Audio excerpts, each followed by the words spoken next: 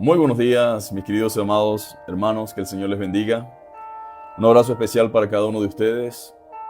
Que tengan un excelente inicio de semana. Como de costumbre, aparecemos por acá para compartir, para animarnos con la poderosa palabra del Señor. Que definitivamente la palabra del Señor es poderosa, amén.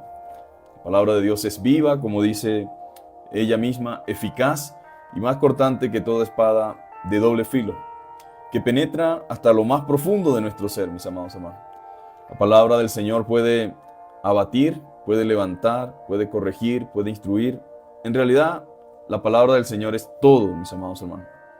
Aquí encontramos todo lo que usted y yo necesitamos para enfrentar nuestra vida cristiana, para enfrentar nuestros desafíos, para encontrar sabiduría en medio de tiempos complejos y para saber cómo conducirnos mientras esperamos el regreso de nuestro Señor Jesucristo.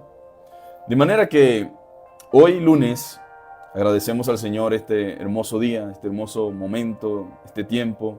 Agradecemos al Señor por cada situación y por cada circunstancia de nuestra vida. Yo quiero invitarte a que abras tu Biblia en Santiago. Vamos a leer en el capítulo 1, la epístola universal de Santiago. En el capítulo 1 dice lo siguiente: Santiago, siervo de Dios y del Señor Jesucristo, a las 12 tribus que están en la dispersión, salud. Hermanos míos, tened por sumo gozo cuando os halléis en diversas pruebas, sabiendo que la prueba de vuestra fe produce paciencia, mas tenga la paciencia su obra completa para que seáis perfectos y cabales sin que os falte cosa alguna. Si alguno de vosotros tiene falta de sabiduría, pídala a Dios, el cual da abundantemente y sin reproche, y le será dada.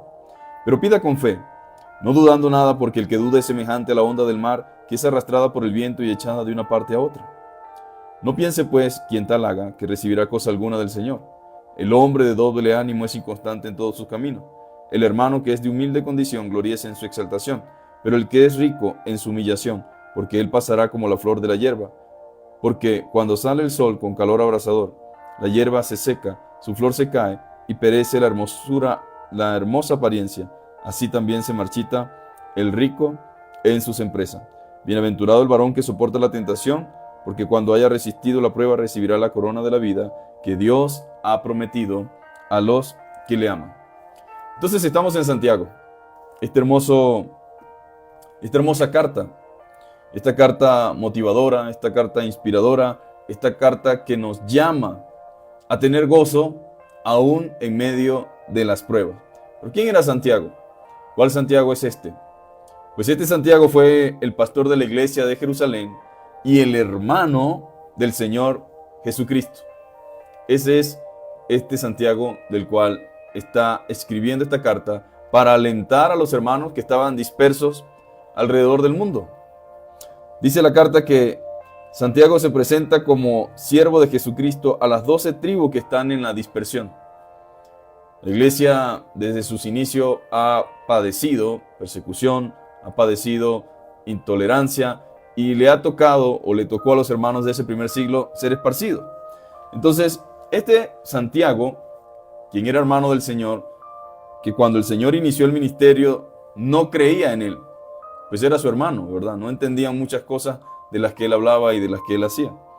No comprendía la tarea y el propósito del Señor. Y es una triste realidad que todavía en el día de hoy se sigue manifestando también en nuestras casas, ¿no? En nuestra familia. No creen en lo que Dios está haciendo en nuestra vida. Sin embargo, Santiago, después de un tiempo, fue afectado por la obra de Dios. La muerte y resurrección de Jesucristo le dieron a Santiago otro pensamiento y otra idea acerca de él. Ya no lo veía como su hermano, el hijo de María, o no como otro hermano más que tenía, no, sino como verdaderamente lo que él había dicho. Este Santiago se dedicó, mis amados hermanos, a servir al Señor, se dedicó a servirle con todas sus fuerzas a la causa de Cristo, al punto de morir como un mártir, testificando y defendiendo la fe. Ahora, es interesante la historia de Santiago, ¿no? Es interesante en lo que se convirtió después de haber creído en su hermano, por así decirlo, pero que realmente era Dios, era Jesucristo, el Hijo de Dios. Ahora, como pastor, Santiago tenía una tarea y esa tarea la tenía que llevar a cabo. Tenía una gran carga por los creyentes. ¿Sabía usted que la tarea de un pastor es ayudar y guiar, apacentar, aconsejar, instruir a los creyentes? Bueno, Santiago tenía una gran carga por los creyentes, especialmente en un tiempo donde la persecución era parte de la vida diaria. Creo que nosotros como hijos de Dios y como cristianos tenemos una bendición muy grande. Tenemos libertad para movernos, para predicar, por lo menos de este lado del mundo, ¿no? Porque también la otra realidad es que en otras partes del mundo los creyentes no tienen esta misma libertad de la cual gozamos usted y yo. Entonces, la persecución era parte de la vida diaria y él no podía ser menos que estar dispuesto a alentar a sus hermanos, no solamente mediante la oración, porque era un hombre de oración. Santiago era un hombre de oración del cual se dijo que era un hombre tan consagrado a la oración que tenía sus rodillas encallecidas como un camello. Siempre estaba postrado, orando, clamando, intercediendo por sus hermanos en la fe. Siempre estaba postrado sobre sus rodillas, humillándose ante Dios y rogando por el perdón de su pueblo. Pero aparte de orar, alentaba a sus hermanos mediante la palabra del Señor. Esa es la tarea de un pastor, animar a los hermanos mediante la palabra del Señor. Estaba llamando a los hermanos, estaba animándolos, estaba consolándolos en tiempos de dificultad. Porque en los momentos difíciles debemos recordar la promesa del Señor. En tiempos de dificultad, alguien debe recordarnos las promesas del Señor. Y yo creo que cada pastor, cada persona que sirve a Dios, debe entender que su trabajo es ese. Recordarle a la gente la palabra de Dios. Mostrarle nuevamente lo que la palabra de Dios dice. Y eso estaba haciendo Santiago. Exhortándolos, mis amados hermanos. Exhortándolos y animándolos a que se mantuvieran firmes y sanos en la fe. El propósito de la carta es animar a los hermanos que se mantengan firmes y sanos en la fe, a que no se desvíen, a que no se dejen ganar la batalla, sino a que perseveren en la fe. Ahora, la carta surge en primera instancia de la voluntad de Dios y de la preocupación de Santiago al ver la actitud de muchos creyentes ante la adversidad. Mi pregunta en esta mañana es, ¿cómo enfrenta usted la adversidad? ¿Cómo enfrenta usted las dificultades? Bueno, la carta de Santiago a los creyentes va a ser para nosotros fundamental, nos va a ayudar a hacer frente a las circunstancias de la vida de la manera correcta. Entonces, la idea de él era ayudar a los hermanos y exhortarles a mantenerse firmes y sanos en la fe, pero también quería que los hermanos entendieran que en medio de las pruebas debían tener gozo, mis amados hermanos. Ahora, esta es la paradoja del cristianismo. Mucha gente, secularmente hablando, dice, ¿cómo vamos a tener gozo en medio de las pruebas? ¿Cómo vamos a gozarnos y a tener por sumo gozo o por suma alegría, por sumo provecho, estar metido en tantas dificultades y en tantos problemas? Por eso, mis amados hermanos, el mundo no entiende lo que es la vida cristiana. Porque Dios nos invita a tener gozo en medio de la adversidad. Y no es algo nuevo. El apóstol Pablo también experimentó gozo en medio de la adversidad. Después de ser flagelado, después de haber sido azotado, después de haber sido metido en la cárcel, en la más profunda, en la más oscura, y con su espalda rasgada, con cadenas en sus manos, dice la Biblia que Pablo y Silas cantaban himnos a Dios. Ese es el gozo que el Señor nos ha dado. Entonces los creyentes debemos tener gozo en medio de la adversidad. Y esta carta muestra la conducta y la actitud correcta. La actitud correcta que los cristianos debemos tener ante las diferentes circunstancias de la vida. Esta carta condena la hipocresía también, de muchos que se hacen llamar cristianos y realmente no lo son. Esta carta nos exhorta a vivir lo que predicamos y a ser, mis amados hermanos, hacedores de la palabra. Usted y yo debemos ser hacedores de la palabra y no solamente oidores, a poner en acción mediante las obras nuestra fe. El pastor Santiago está diciéndonos, vive lo que crees, vive lo que predicas. Eso es lo que nos está diciendo. Y él espera, mis amados hermanos, que nosotros podamos ser animados y alentados con esta palabra. Ahora, durante los periodos en que somos sometidos a pruebas, mis amados hermanos, requerimos y necesitamos algo mucho más fuerte que nosotros. ¿Cuántos han experimentado o están experimentando momentos difíciles? No es que nosotros seamos más fuertes que otras personas. Nosotros seguimos siendo seres humanos. Pero es nuestra confianza en Dios y la fe en Dios y la confianza en su palabra la que nos ayuda en los periodos en que somos sometidos a pruebas. Requerimos, mis amados hermanos, y necesitamos algo más fuerte que nosotros. De allí el valor incalculable que tiene la palabra de Dios para nuestras vidas. La palabra de Dios tiene un valor incalculable para usted y para mí. ¿Por qué? Porque la palabra de Dios nos anima y nos consuela a quienes atravesamos por periodos difíciles. La Biblia está llena de hombres y mujeres que encontraron en Dios fortaleza. La fortaleza viene del Señor, que encontraron en Él consuelo, esperanza y paz en medio de la tormenta. Esa es la verdad de la vida cristiana y es lo que Santiago quiere transmitir. Es lo que Santiago quiere hacernos ver, hacernos entender. Que el consuelo y la fortaleza vienen del Señor. Que Él puede darnos paz. Nos puede dar paz aún en medio de la tormenta. Los salmos son un ejemplo de oraciones en periodos difíciles, pero también de alabanza, también de clamor. Y es por eso que el pastor Santiago, de la iglesia de Jerusalén, envió esta carta con la finalidad de animar a los creyentes que habían sido dispersos como resultado de la persecución. Los hermanos estaban atravesando situaciones complejas y difíciles y requerían ser animados y fortalecidos en su ser interior para seguir perseverando en medio de las pruebas. Yo sé que a usted tal vez le ha pasado que en medio de su proceso, en medio de su dificultad, usted piensa que es el único que está sufriendo. Pero no es el único que está sufriendo. Pedro dice, estos mismos padecimientos se van cumpliendo en nuestros hermanos alrededor del mundo. Hay otros hermanos experimentando también dificultades, mis amados hermanos. Desde que Cristo vino al mundo, los creyentes hemos tenido que experimentar el rechazo y la persecución. Esa es la gran verdad. Por eso dice la Biblia, el que quiere venir en pos de mí debe negarse a sí mismo. Por eso dice la Biblia que los que quieren vivir piadosamente padecerán persecución. Y era lo que estaban experimentando los hermanos de la iglesia del primer siglo. Desde que Cristo vino, entonces hemos tenido que experimentar rechazo y persecución. Cristo dijo a sus discípulos, el mundo los aborrece.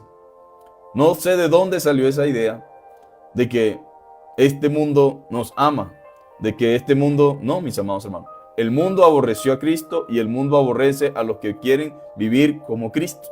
Por eso dijo, el mundo los aborrece. El sufrimiento y las lágrimas han acompañado a los creyentes a lo largo de la historia. Ahora, no se me desanime tampoco. Por supuesto que esto no quiere decir que la vida cristiana sea simplemente dolor. A eso no nos referimos. Porque aquí se sufre, pero se goza también, amén. Aquí hay lágrimas, aquí hay llanto, y aquí tenemos que padecer un montón de cosas, pero también hay gozo, alegría, regocijo, fortaleza. Dios nos consuela, Dios nos ayuda y nos permite vencer un montón de situaciones. La vida cristiana no es simplemente dolor. Pero ser fieles, mis amados hermanos, e íntegros en un mundo corrompido, requiere un alto precio que pagar, que todo buen cristiano debe pagar con mucho gusto. Escúcheme bien, ser íntegros, ser fieles en un mundo corrompido requiere un alto precio que pagar. Esa es la verdad. Por eso el cristiano sufre, por eso el cristiano padece. Porque el cristiano no se puede amoldar al mundo. El cristiano tiene que nadar contra la corriente de este mundo. Ahora, como cristiano, usted y yo descansamos en el cuidado soberano de Dios. ¿Cuántos saben que Dios cuida de sus hijos? Cuida de usted, cuida de mí. Que Dios es un Dios que tiene el control de todas las cosas, aunque delante de nuestros ojos pareciera que todo está perdido. Pero Dios es soberano. Sabemos que Él está en control de todo, que nuestra vida está en sus manos, mis amados hermanos. Su vida y la mía están en las manos del Señor. Sin embargo, nuestra fe va a experimentar en cualquier etapa de nuestra vida prueba. Nadie quiere pruebas, pero la realidad es que el cristiano necesita pasar por pruebas y que va a tener pruebas y va a ser procesado en medio de las pruebas. Esa es la realidad. Y vamos a experimentar pruebas, mis amados hermanos, en cualquier etapa de nuestra vida cristiana. Algunos ya han pasado por algunas pruebas. Algunos ya han pasado por algunas pruebas, otros están en procesos y algunos están por experimentar su primera prueba. Pero todo cristiano será puesto a prueba, de manera que Santiago nos ayuda a ver la prueba de la manera correcta. Hay hermanos que dicen, pastor, yo no quiero prueba. Bueno, pero la Biblia dice que la prueba no la decidimos nosotros. La prueba no es algo a lo que debemos huirle. La prueba es algo que Dios permite en nuestra vida con propósitos. Con propósito. Nunca por capricho, mis amados hermanos. Siempre con propósito. Santiago quiere que los cristianos que estaban padeciendo pudieran comenzar a ver la prueba de la manera correcta. Si le preguntaran esta mañana, ¿cómo ve usted la prueba? ¿Qué me diría? ¿O qué diría usted acerca de la prueba? ¿Sabía usted que Dios puede probarnos de muchas maneras?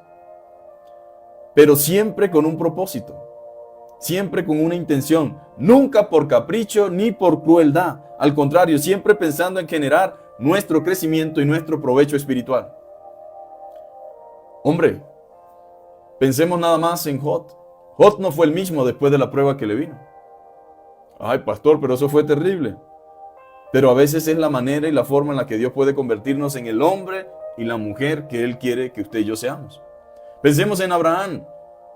Para mí una de las grandes pruebas de Abraham, o la más grande prueba de Abraham, fue el hecho de ir a llevar a su hijo, por el cual había esperado tantos años, el cual cuando perdió la esperanza Dios se la devolvió en sus años de vejez. Dios le entrega un hijo y luego se lo pide. Eso no fue fácil para él. Pero luego de esa prueba, si antes Abraham tenía fe y confianza en Dios, si antes Abraham era un hombre que había visto la gloria de Dios, de ahí en adelante yo creo que se convirtió en algo más fuerte su relación con Dios, su dependencia y su confianza.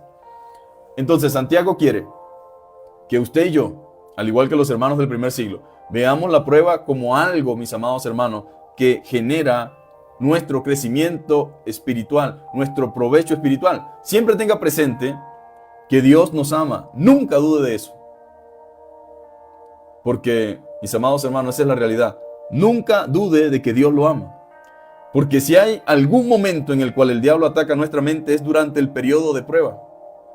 Cuando estamos atravesando momentos difíciles, vienen a la mente ideas equivocadas, pensamientos cerrados.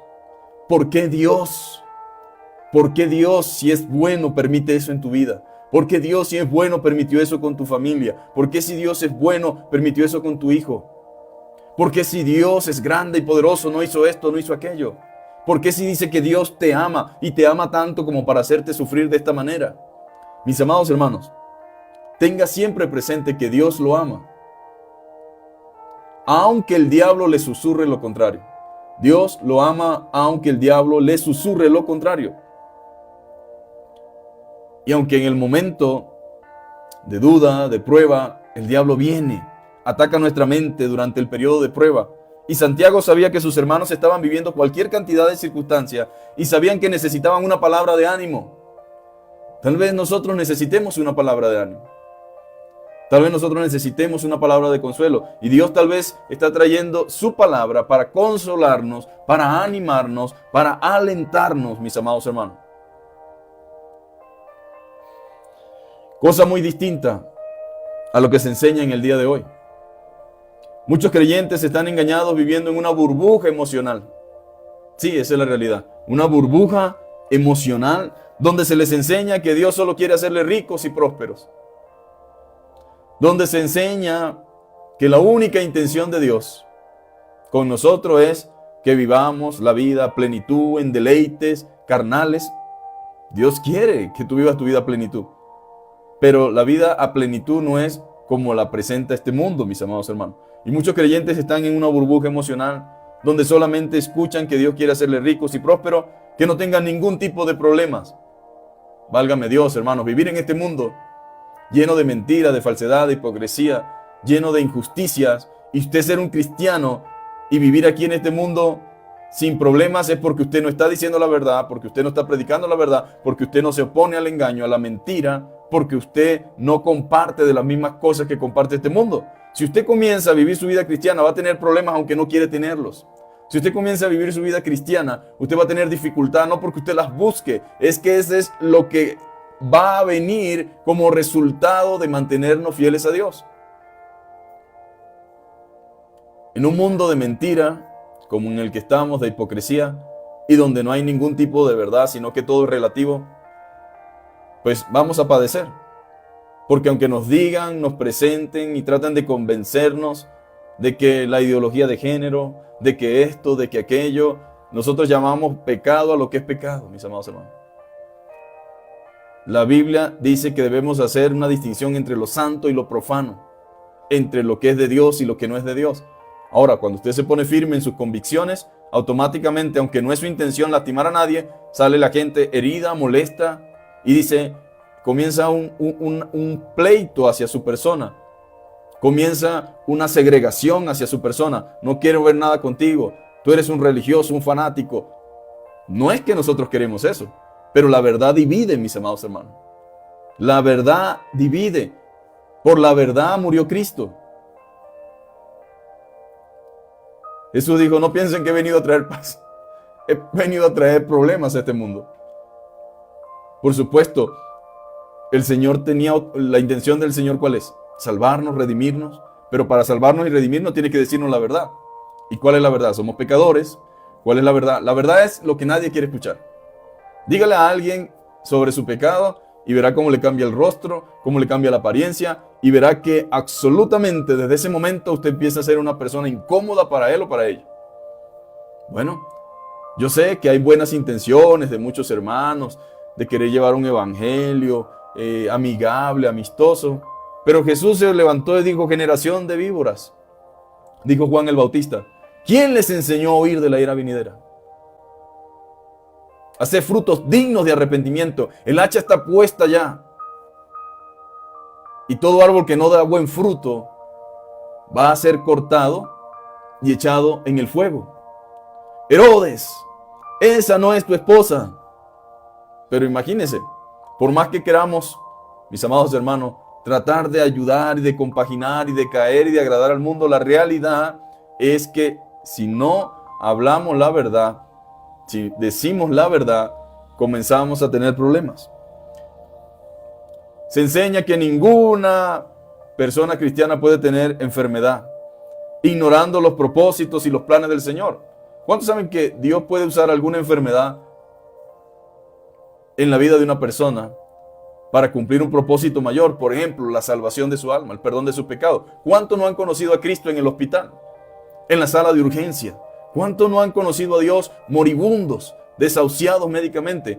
¿Cuántas personas no han sido quebrantadas de su orgullo, de su vanagloria, luego de un proceso de salud? Ahora, yo no estoy diciendo que yo quiero enfermarme o que quiero que la gente se enferme, no. Pero las cosas como son, mis amados hermanos. Nosotros nos enfermamos y no puedo ver la enfermedad como una maldición. A veces Dios también nos revela que necesitamos depender de Él. Y a veces tiene que tocar nuestros cuerpos para que nosotros verdaderamente podamos darnos cuenta de que necesitamos es de Él. Entonces, mis amados hermanos, Santiago dice, vean la prueba como lo que es. No vean la prueba como una desgracia. No vean la prueba como una tortura, sino que la prueba es una oportunidad en la cual Dios va a fortalecer tu carácter, tu vida espiritual, en la cual vas a crecer en tu intimidad, en tu comunión con Él. La prueba tiene propósitos en Dios. No es simplemente Dios me permite pasar por esto y ya. No, hay propósitos, mis amados hermanos. Pero mientras la gente siga creyéndose ese cuento o esa mentira de que Dios solamente quiere hacerte rico, próspero, que tú no tengas ningún tipo de dificultad, bueno, ese no es lo que dice mi Biblia. No es lo que dice mi Biblia. Precisamente este tipo de creyentes que viven esa burbuja emocional, al momento de la prueba, difícilmente se sostienen. ¿Y por qué? Porque no tienen de dónde agarrarse. No tienen de dónde sostenerse. Le han enseñado un Dios totalmente distinto al de la Biblia. Por lo tanto, cualquier cosita que le pasa, cualquier cosita, mis amados hermanos, eso ya es suficiente para ellos morirse o para simplemente abandonar su fe. Lo primero que Santiago resalta a los creyentes, porque esta carta va dirigida a creyentes cristianos. Escúcheme bien, esta carta es para cristianos. Va dirigida a ellos, para los cristianos de aquella época y para nosotros en el presente. Es: hermanos míos, tened por sumo gozo cuando os halléis en diversas pruebas. Tampoco crea usted que es una sola. Ay, no, ya yo pasé por esa prueba, ya listo, ya no pasa nada. No, cuando os halléis en diversas pruebas, mis hermanos. Cuando os halléis en diversas pruebas, indica que ustedes están haciendo, mis amados hermanos, lo que la palabra de Dios dice. Dice: cuando os halléis en diversas pruebas. Las pruebas no indican que ustedes están haciendo las cosas mal, dice Santiago. A veces la gente piensa que porque las cosas están saliendo mal, estamos en pecado. Por ahí he conocido a muchas personas que dicen: no, si estás enfermo estás en pecado, porque un cristiano no debería enfermarse.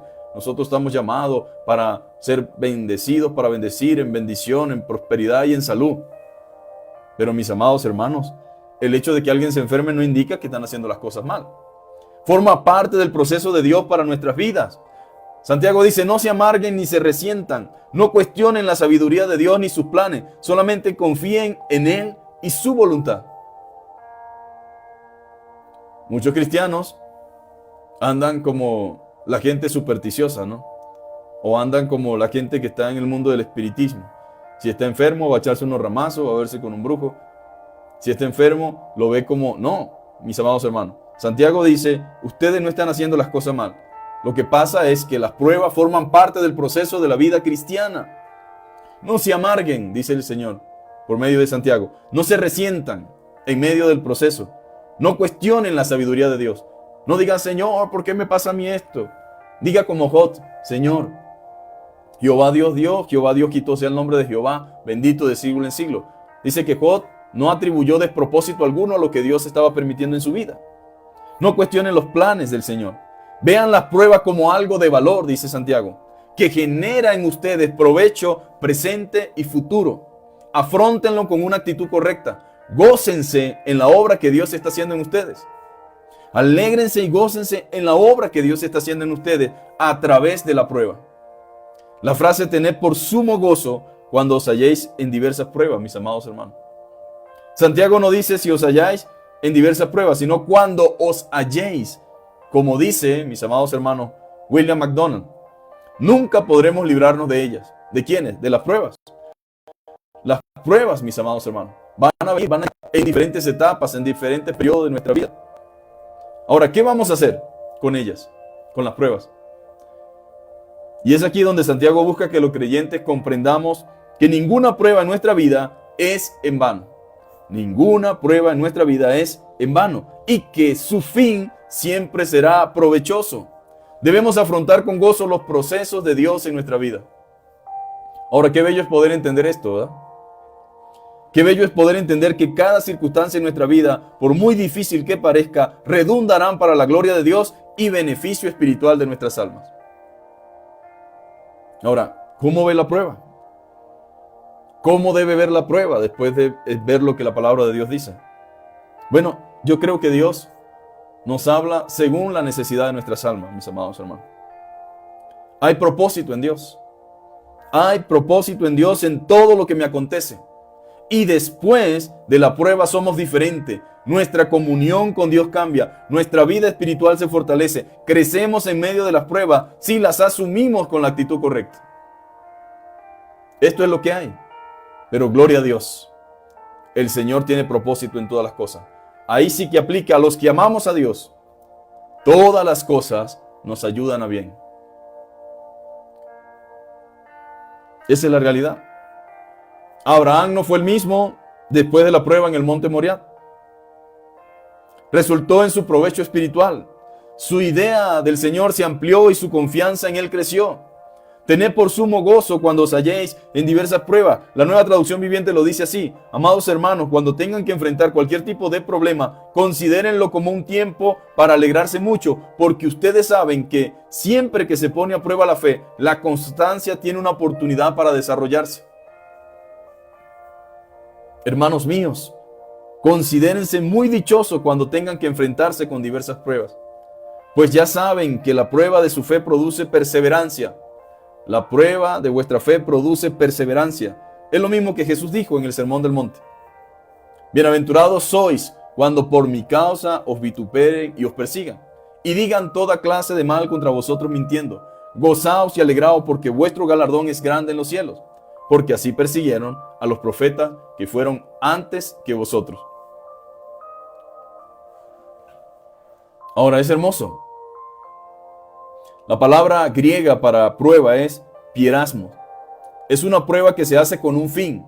Escuche bien. Dios permite a veces nos toca pasar por diversas pruebas, pero tiene un fin, una finalidad. Es una prueba que se hace con un fin que no es sino el que es sometido a la prueba surja de ella más fuerte. Qué hermoso, mis amados hermanos. El propósito del Señor es que en medio de la prueba, el que es sometido a ella, surja de ella mucho más fuerte y más puro. Eso es lo que Dios está haciendo. Si nos enfrentamos con la prueba, con la actitud de vida, producirá en nosotros una constancia y una firmeza maravillosa, mis amados hermanos. Una firmeza a toda prueba. En el verso 3 de Santiago dice lo siguiente: sabiendo que la prueba de vuestra fe. Y aquí viene el resultado, ¿no? Sabiendo que la prueba de vuestra fe produce paciencia en nosotros, mis amados hermanos. La palabra griega para paciencia es hipomone, que significa resistencia, aguante o aguante con alegría, con esperanza, constancia, paciencia y perseverancia. No es simplemente la actitud de soportar las cosas, sino la habilidad de transformarlas en grandeza y en gloria. Ese es el propósito, mis amados hermanos. Lo que alucinaban los paganos en los siglos de la persecución era que los mártires no morían lúgubremente, o sea, con tristeza, sino cantando. Imagínense esto. Los cristianos no morían durante la persecución lúgubremente, con tristeza, sino al contrario, cantando. Uno sonreía en las llamas. Y le preguntaron, ¿a qué estaba sonriendo? Y contestó, veo la gloria de Dios y me sentía feliz. Hipomone es la cualidad que hace capaz a una persona no solo de sufrir la adversidad, sino de conquistarla y vencerla. Y eso es lo que hace el creyente, mis amados hermanos. Vence la adversidad. El resultado de la prueba soportada con la debida actitud es la fuerza para soportar aún más y conquistar batallas todavía más duras. Dios, mis amados hermanos, está haciendo una obra en cada uno de nosotros. Por eso, si está en prueba, si está saliendo de ella o si está entrando a ella, o si no ha llegado a ninguna, sepa que Dios tiene propósitos en medio de las pruebas. Ahora, la palabra dice, mas tenga la paciencia su obra completa, para que seáis perfectos y cabales, sin que os falte cosa alguna. La nueva versión internacional dice, y la perseverancia debe llevar a feliz término la obra, para que sean perfectos e íntegros sin que le falte nada. Ahora, esta constancia, que nace de la prueba debidamente aceptada, hace a una persona perfecta. La palabra perfecta en griego es telios, en el sentido de hacerla idónea y capaz para realizar la tarea para la que vino al mundo. Entonces, la idea de la prueba es hacernos perfectos. Pero no se me angustie, la palabra perfecto en este sentido no se refiere a una persona perfecta libre de error. Eso solamente sucederá cuando Cristo venga y transforme este cuerpo, ¿verdad?, en un cuerpo de gloria. Pero la palabra telios aquí, o la palabra perfecto aquí, tiene el sentido de hacernos idóneos y capaz para realizar la tarea para la que vino el mundo. En pocas palabras, pudiéramos decir, lo que se busca por medio de estos procesos es que la persona madure espiritualmente, que la persona madure como cristiano y que la persona sea capaz, mis amados hermanos. Una persona madura en el Señor es capaz de vivir de la vida y ejercer el ministerio o la obra que Dios quiere de manera correcta. Entonces, la palabra perfecto tiene que ver con la madurez. ¿Y cómo maduramos nosotros como cristianos? ¿Cómo madura nuestra fe? ¿Cómo madura nuestra confianza en Dios? ¿Cómo madura nuestro compromiso cristiano? ¿Cómo madura nuestro amor por la obra? Ciertamente por medio de la oración, por medio de la palabra, pero el empuje que nos hace falta viene a través de los procesos, mis queridos hermanos. Abraham no fue llamado el padre de la fe porque él tenía fe. Yo soy un hombre de fe ya. No, él era un hombre que obedeció a Dios y la obediencia es parte de la fe, pero su fe se acrecentó a medida que vio a Dios actuar en las diferentes etapas de su vida.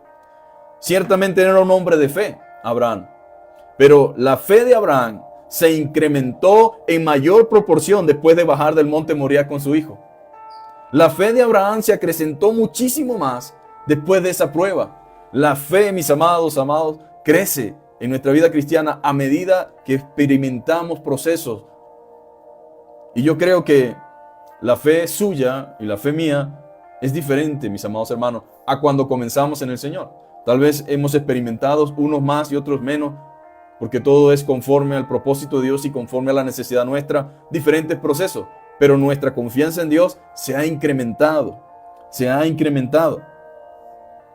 En pocas palabras, la convierte a usted y me convierte a mí en una persona madura e íntegra.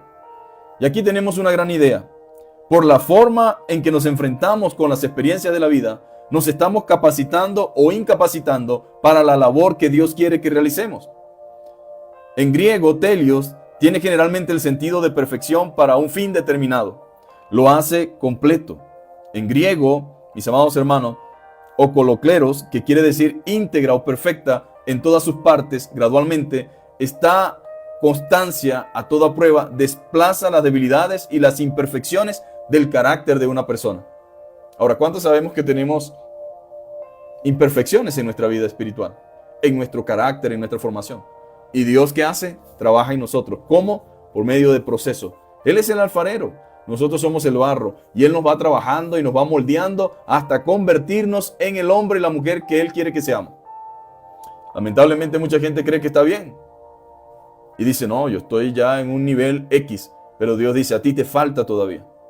Te lo voy a demostrar. Tal vez tu prueba va a ser las finanzas. Te va a tocar depender de mí porque estás acostumbrado a hacer las cosas a tu manera, a tu forma.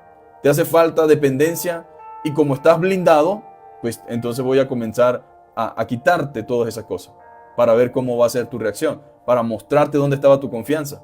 Tal vez a otro va a ser de otra forma, de otra manera. Mire, hay tantas cosas que se esconden en nuestra vida que Dios, su trabajo es mostrárnoslas, revelárnoslas. A veces decimos que tenemos confianza en Dios, pero nuestra confianza realmente está puesta en los hombres, en la organización. Nuestra confianza está puesta en un montón de cosas, mis amados hermanos, que lejos de estar en Dios. Pero por medio de procesos y pruebas, nosotros aprendemos a confiar en el objeto correcto de nuestra fe, que es Cristo Jesús. La idea es que todas las debilidades e imperfecciones del carácter de una persona sean desechadas, desplazadas. La capacidad diariamente de conquistar antiguos pecados o de desembrazarse de viejas vergüenzas y obtener nuevas virtudes, hasta que al fin llegamos a ser la persona madura e idónea para el servicio de Dios y de la humanidad. Ahora, alguien escribió, el cristiano debe esperar que las pruebas le metan a empujones en la vida cristiana. Se nos presentan todas las experiencias inimaginables. Habrá las pruebas de dolor y las de desilusiones que tratarán de quitarnos la fe. Vendrá la prueba de las seducciones que intentarán introducirnos a dejar el buen camino. Estarán las pruebas de los peligros, los sacrificios, la impopularidad que supone muchas veces el camino cristiano.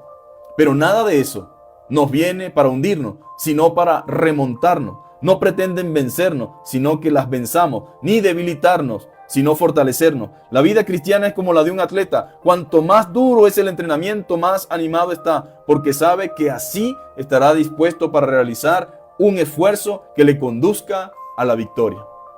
Aquí está, mis amados hermanos. El propósito de las pruebas en su vida no es derrotarlo, fracasarlo. El propósito de su vida es convertirlo en el hombre y la mujer que Dios desea y espera, y en lo que realmente usted necesita convertirse. Porque no solamente esto tiene propósito, o sea, como algunos piensan, que Dios, se le da gloria a Dios por el sufrimiento, no.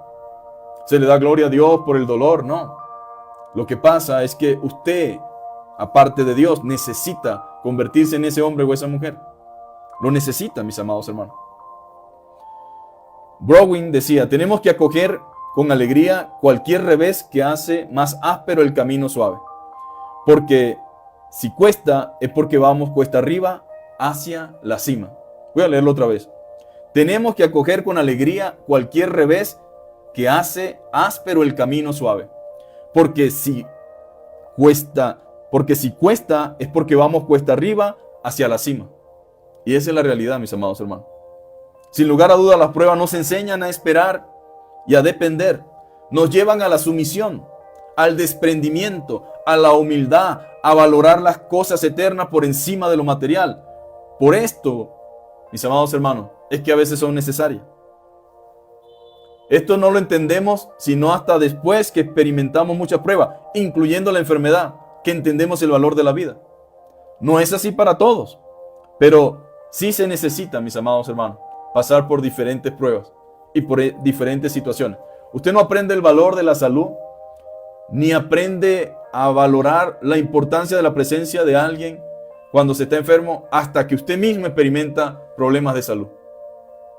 Cuando se está en un hospital, mis amados hermanos, cuando se está en una clínica, internado por razones que sean, cuando se está en ese momento de dificultad de salud, de desesperación, uno aprende a darse cuenta de cuán importante es una visita, de cuán importante es una llamada, de cuán importante es la empatía con el enfermo, de cuán importante es que las personas estén pendientes, porque aunque tengamos una condición de salud delicada, el simple hecho de saber que hay personas orando por nosotros, el simple hecho de saber que hay personas preocupadas por nosotros, bien dispuestas por nosotros, eso ayuda, eso anima. Por lo tanto, cuando usted sale del hospital, usted no puede saber, y aquí creo, mis amados hermanos, esa es la razón de la sensibilidad que muchas personas tienen hacia el enfermo, porque lo han experimentado en carne propia. Cuando son tus hijos los afectados, cuando es tu esposa, cuando es tu esposo, tú comienzas a ver las cosas de manera diferente.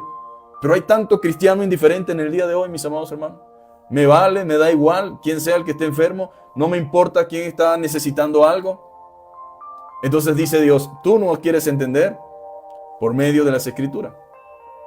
Lamentablemente me va a tocar tener que enseñarte de la otra forma. Entonces, si es necesario, gloria a Dios, que venga. Yo prefiero que Dios trabaje en mí a que me deje seguir viviendo como estoy viviendo si no estoy viviendo de manera correcta. Entonces aquí está la palabra del Señor. La prueba tiene propósitos, mis amados hermanos. Nos enseñan a esperar y a depender de Dios. Nos llevan a la sumisión. Hay gente arrogante, mis amados hermanos. Hay gente, mis amados hermanos, con actitudes incorrectas, que Dios tiene que quebrantar su orgullo, quebrantar su arrogancia, tiene que doblegar su carácter. ¿Y cómo puede Dios hacer eso?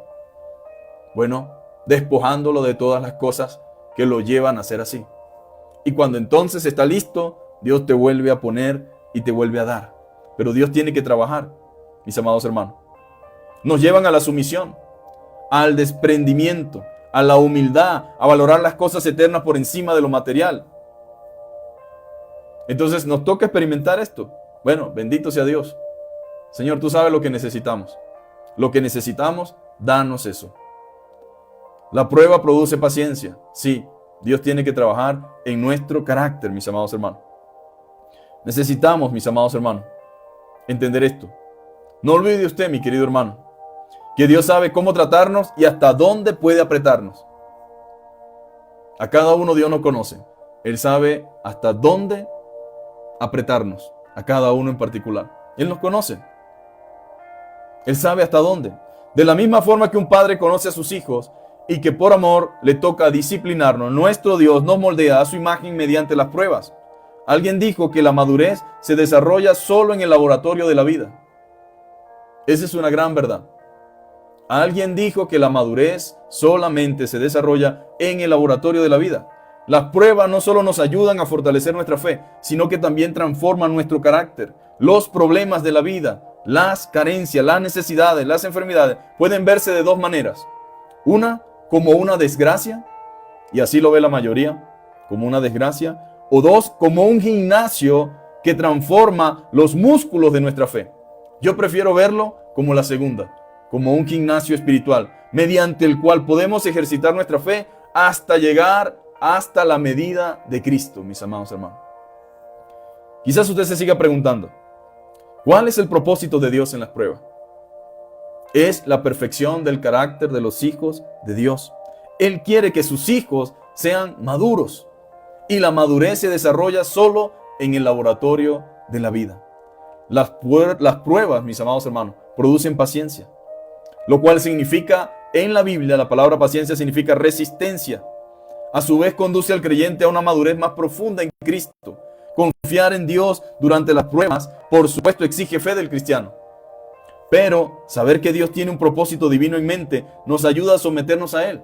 Nuestra fe es probada para producir en nosotros fortaleza, aguante, constancia, paciencia, perseverancia, que son cualidades necesarias en la vida cristiana. Usted necesita ser un cristiano robusto y eso solo se logra mediante el ejercicio espiritual. Y las pruebas son la máquina que Dios usa para robustecer nuestra fe. Gloria a Dios. Bueno, ese es un pensamiento de Santiago, pudiera alguien decir. O no sé cómo predicaría este texto un pastor de estos que ahora, pues según nos enferman, son prósperos, son ricos, no puede pasarle nada malo. No sé cómo lo interpretaría. Pero por lo menos sé que el pastor Santiago, quien vio al Señor, quien creció viendo al Señor, quien escuchó al Señor de oídos, él tenía muy claro la razón y la forma y la manera en que Dios hacía las cosas. Pero aparte de él también estaba Pedro. Y con esto concluyo, mis amados hermanos. En 1 de Pedro, capítulo 1, versículos 6 al 7, dice: en lo cual vosotros os alegráis, aunque ahora por un poco de tiempo, si es necesario, gloria a Dios, tengáis que ser afligidos en diversas pruebas, para que sometida a prueba vuestra fe, mucho más preciosa que el oro, el cual aunque perecedero se prueba con fuego, sea hallada en alabanza y gloria y honra cuando sea manifestado Jesucristo. Bendito sea Dios.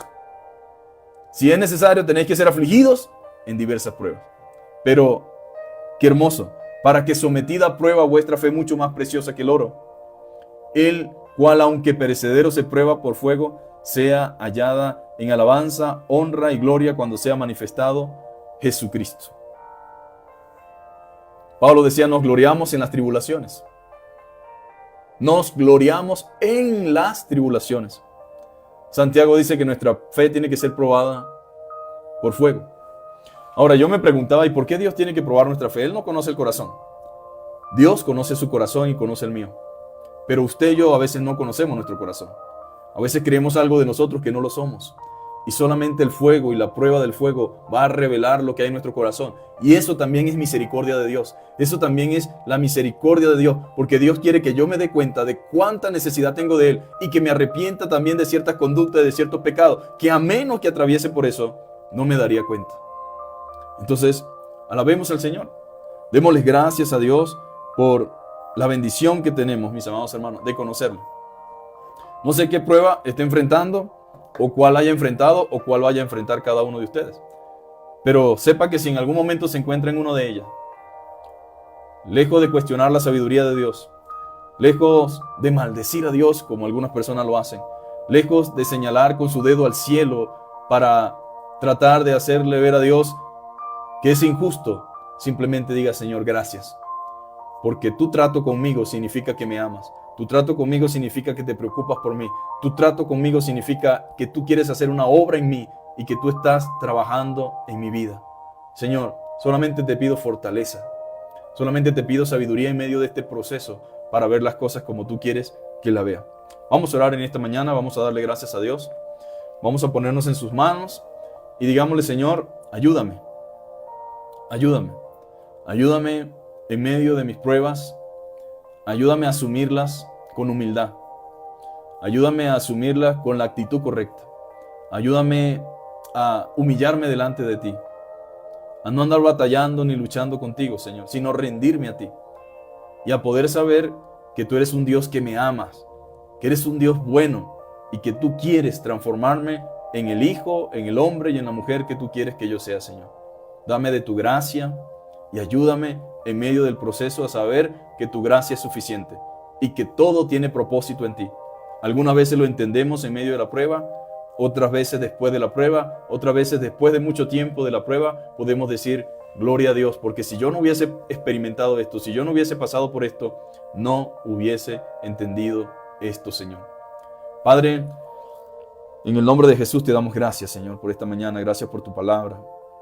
Señor, te damos la gloria porque tú siempre, Señor, tienes misericordia, Señor. Gracias, Señor, porque cada día, Señor, es una oportunidad nueva, Señor, para comenzar a hacer lo que tú quieres que hagamos, para vivir de acuerdo a tu palabra, para vivir de acuerdo a tu voluntad. Señor, en este mundo, Señor, solamente hay una verdad, Señor, y ese eres tú, Señor amado.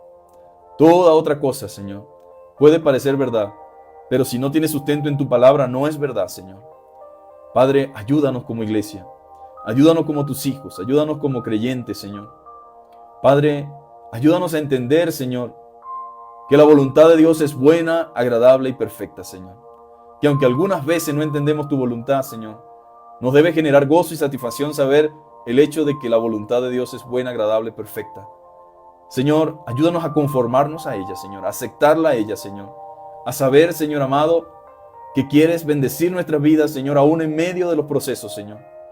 Yo te pido que cada hermano, que cada hermana, que cada familia, que cada hogar, que cada matrimonio, que cada joven, Señor, que nos ve a través de estos devocionales, Señor, pueda saber, Padre amado, que tú estás trabajando en ellos, Señor.